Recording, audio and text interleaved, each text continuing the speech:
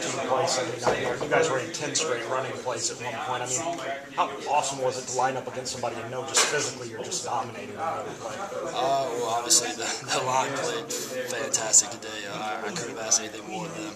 Our running backs were running extremely hard. We were in the blocks, and it all just kind of came together. And we knew that we could run the ball, and we knew that we were going to be able to just kind of have a way to run the ball on that drive. We reach his tail, so we just kept going. Can you take us through the touchdown run? The first play.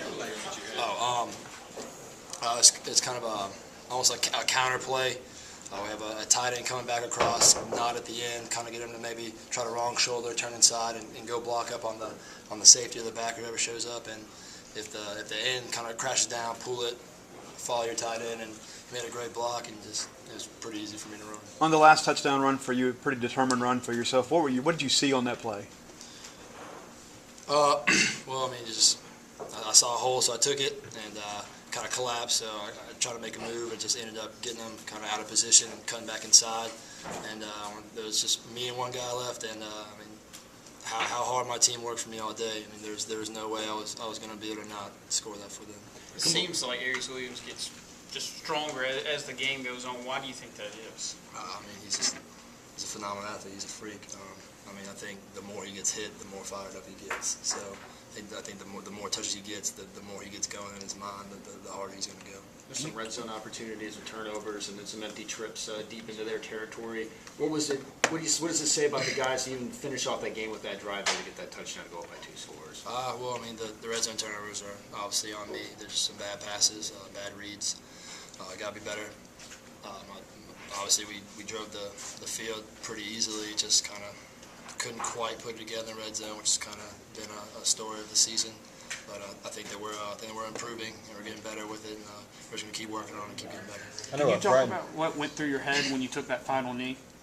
Just flood of emotions. I think it's kind of like a finally.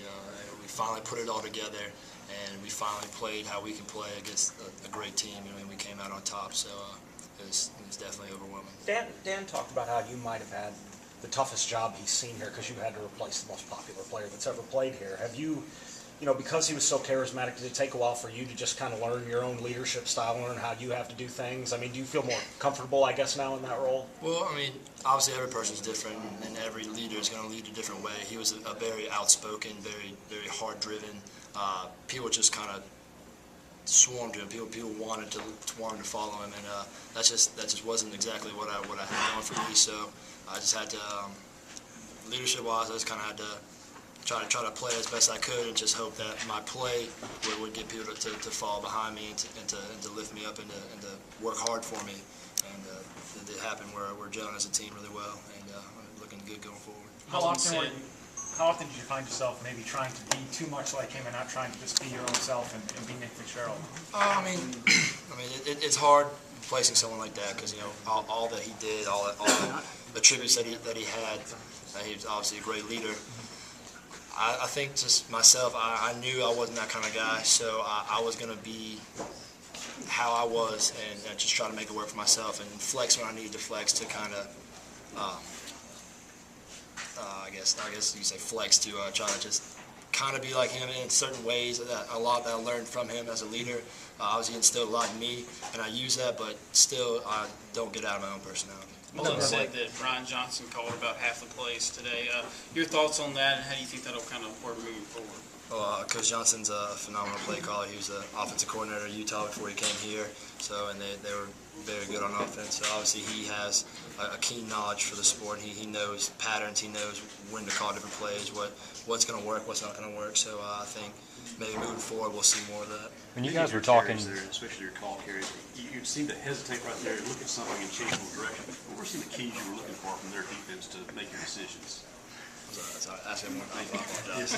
A lot of times you ran the ball, you start forward, you change direction, look at something. What were some of the keys you were looking for? Just trying to read blocks, just trying to read the flow of the defense and see where I can make my cuts or where I need to bounce. I had a few that I bounced out that obviously I should have cut up, and just I had great blocking, just had to make the reads. How's the chemistry between you and Fred grown from maybe the start of the season until now?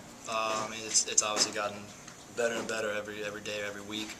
Now we room together in a hotel, so I mean, that's going to bring you a little closer, obviously sleeping next to a guy.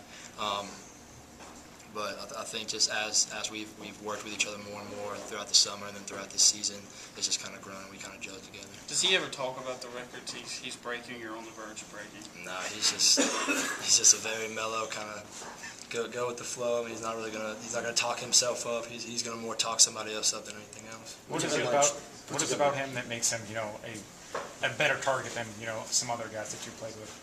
I mean, he's just a phenomenal route runner, and he's a great athlete. So he's going to read a defender and know exactly when to make his break, what moves to use, and he does it very well.